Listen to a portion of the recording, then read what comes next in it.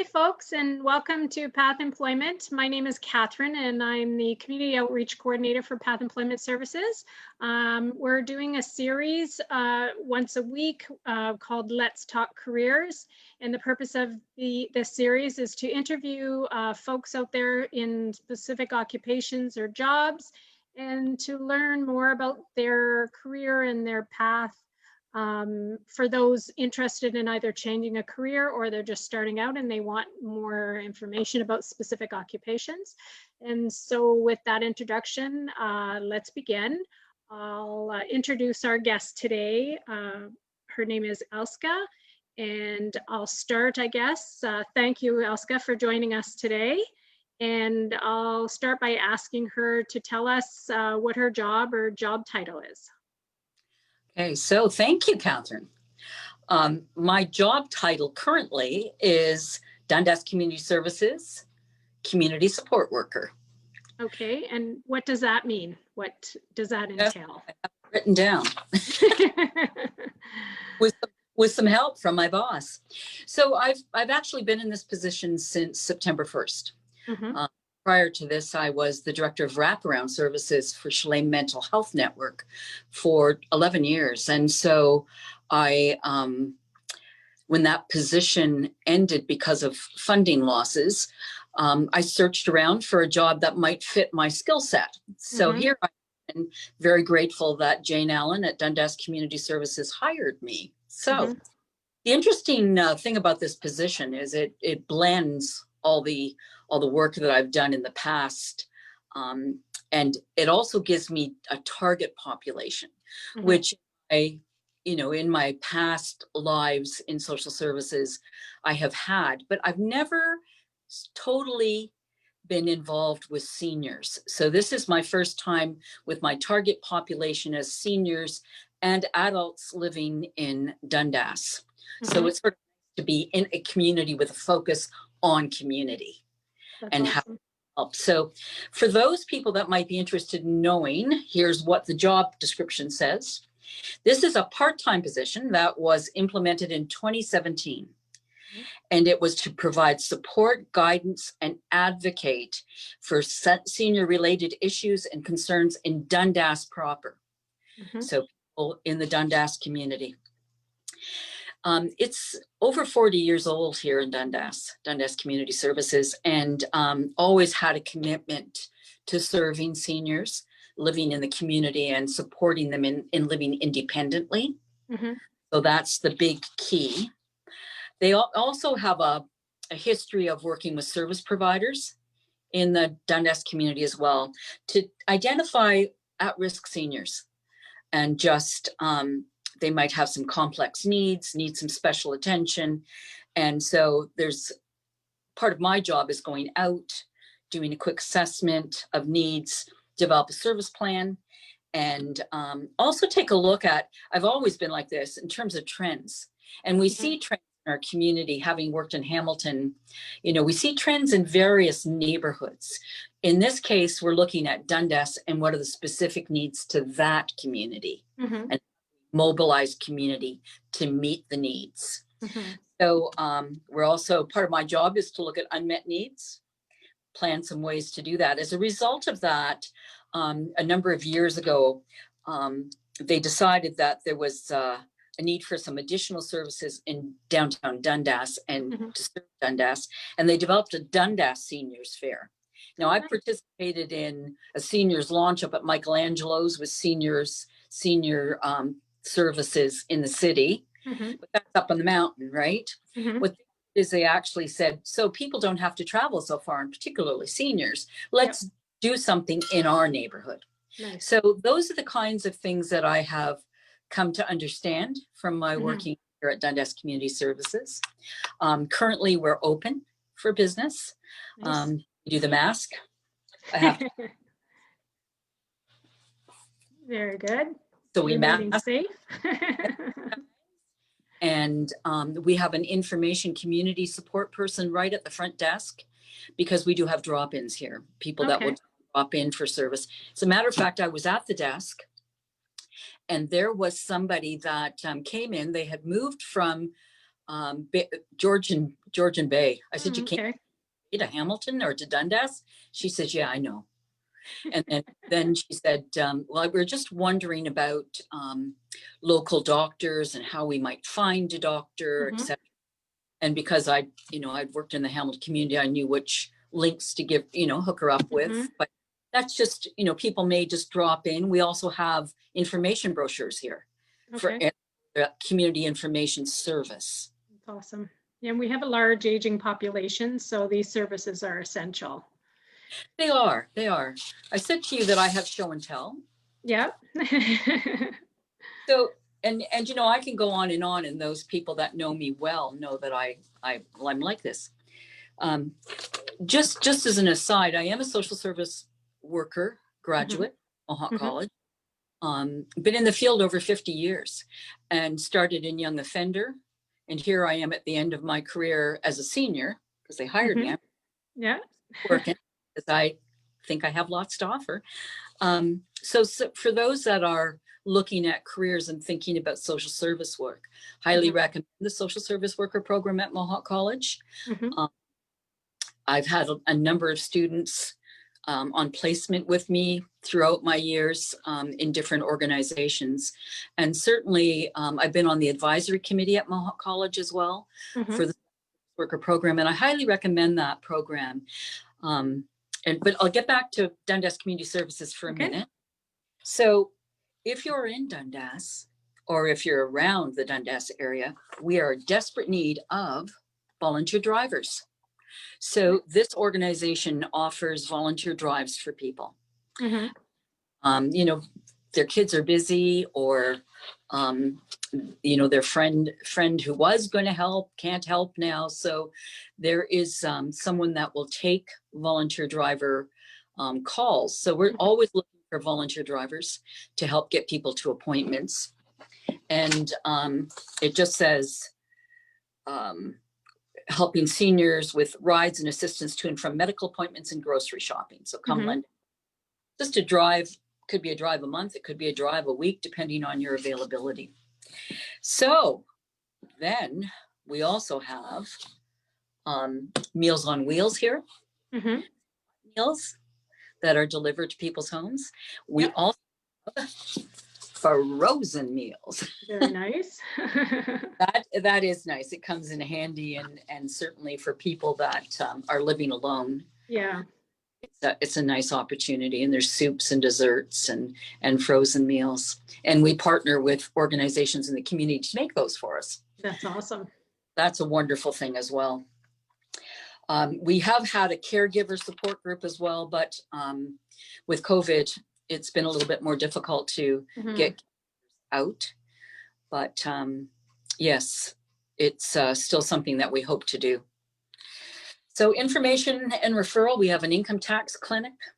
So if people volunteer and help at income tax time, Christmas is always big, and we're coming up to Christmas. And I was just out visiting. So I do visit people in their own homes in my position safely with hand sanitizer, one-on-one. And certainly a number of them just love the fact that there's a live person there. I imagine.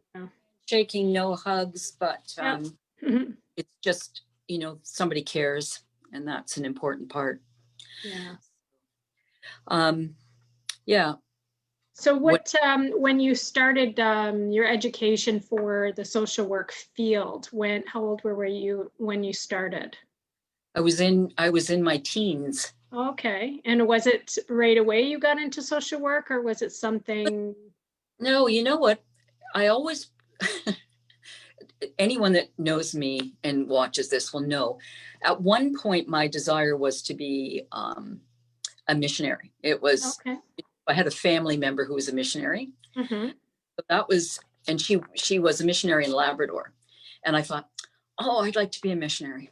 So when you're in high school and you're thinking about career choices, at the I was in high school was the time when Mohawk College had just introduced the social service worker program. And Ted McMeekin, for those people that know Ted McMeekin, was in the very first social service worker program, and he's further educated himself. But I remember doing the orientation for me coming out of high school. Yep. And so, yeah, so I went into social services. I'd been a volunteer as a candy striper at St. Joe's. I've always volunteered as a young person. So, I had a youth choir in the church. And so volunteerism came naturally, helping people came naturally. And I've met so many people that really just want to make a difference, right? Yeah. And so the social service workers seemed to be the best fit for you. Yeah. And how has COVID affected the work that you're doing? It sounds like are you just getting back into meeting one-on-one, or like has it affected it quite a bit that it's reduced? Well, my previous job meant that in March, the wraparound work that we were doing just stopped. So we out a Zoom with people. Okay. And so we purchased the Zoom program for our volunteers that were working with families at that time. So started to get myself acquainted with Zoom. Say that I do it well. Because gray hair, I'm not really as good at the digital world as others. But you look like you're doing pretty fine now, Elske. Yeah, well, it's on the phone. So yeah. the button, if you're set, it can become a little bit more challenging sometimes, right? So yeah. But this office, so then I got the job beginning September 1st. We opened the day after Labor Day here. Oh, okay. And they worked very hard to get this office ready with plastic barriers and then people walking in, ensuring that the sanitizer was right there, so they didn't go that reception desk. So there's hand sanitizer. There's the note on the door that says masks, right? And we're actually all working with masks on our faces. Yeah. Unless we're drinking water or talking on the phone. Sanitizing down the desks if I do have people that are coming in and I'm seeing them in person. Sanitizing afterwards. And so I think in that regard, it's changed how we provide service. If there's a senior or an adult that I'm engaged with, I ensure that they're comfortable with me coming and I've sanitized. I carry the sanitizer with me, sanitize car down before and after, and it's been a challenge. But I think people, seniors, and particularly those that are not as mobile, get out. It's and don't have family close by and don't have that bubble of supports, right? Then they welcome a friendly face and someone that is trying to engage with them and learn what their needs are. Yeah. So I am able to take people in my car as well. So that requires some additional assistance. I am doing that kind of work with people as well. Always cognizant, though, that we're in a strange, and with things escalating, this Dundas Community Services has a volunteer board of directors. Oh, okay. Our executive director, Jane Allen, is in close contact with them. So the decision making around open, closed, how we operate is very much directed by our board in conjunction with the director. That's good. So I'm grateful to be here for sure. Yeah. So a question for you, outside of this box, if there was one piece of advice you could give your younger self, what would it be? I did everything right. It's blacked after 50 years, right? On the journey that I've encountered in social services. So I've worked in young offender. I spent 13 years as a social worker at the Catholic Children's Aid Society. And rose from working alongside adolescents on my caseload to becoming the supervisor of foster care. And also a proactive program called Family Enrichment. And at that time, I was also helping to develop policies and procedures for the organization on foster care. And that was, a lot of years ago. Mm-hmm. We had opportunities to learn from others. Mm-hmm. Taking training. I want to encourage people to take advantage. Like Eric's Cupboard, for example, offers some training in suicide prevention. Mm-hmm. Keep your eyes and ears open to Mm-hmm. what's available in community. Yeah. And it's funny. It was funny. I had a couple of students, and so it was when the neighborhood development was really huge, Mm-hmm. I had one young person that lived in the Sherman neighborhood, and the other young person lived in Riverdale. Okay. And so Riverdale's better than the Sherman. And it became and I said to them, you know what, you guys, really, we're encompassing this community, and the Mm-hmm. best we can do is to help each other. Yep. Just because you're in Riverdale and you're in Sherman doesn't mean that we don't have things to learn from each other. So be aware of what you live in. Mm-hmm. Services are there. Yep. Like, it wasn't something that I knew when I was in my 20s. Although I have to tell you, my field placement was at the Boys and Girls Club. Okay. Back in that day. So there's actually a picture in the Spectator. I was a street worker. So what I learned there was that it was always good to have chewing gum in my pocket. Yeah. And to, just to be friendly and be aware of your surroundings. Mm-hmm. And be cognizant of what's out there, mm-hmm. Self safe, but, and make sure that you're not vulnerable. Because sometimes we can be very trusting. We think we know everything. I thought I knew everything. Yep. When I was in my 20s. And we usually do when we're that age, right? We do know everything until we get to this age and we say, wait a minute, no, that's not true. I've got children. So in my younger, they thought I was stupid.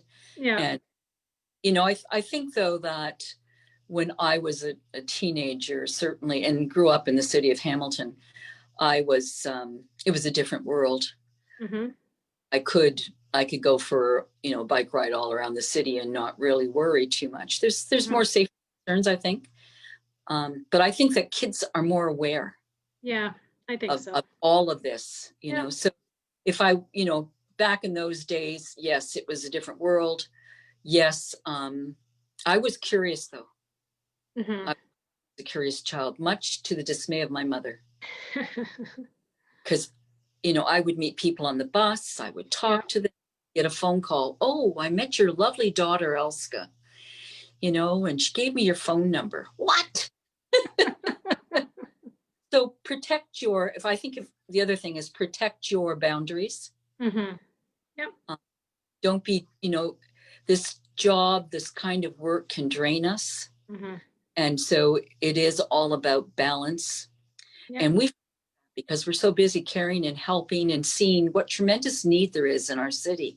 Mm-hmm. We know tremendous need. The thing that we have to learn, though, as service provider and as volunteers and helpers, is that we all need to play nicely in the sandbox together. Yes.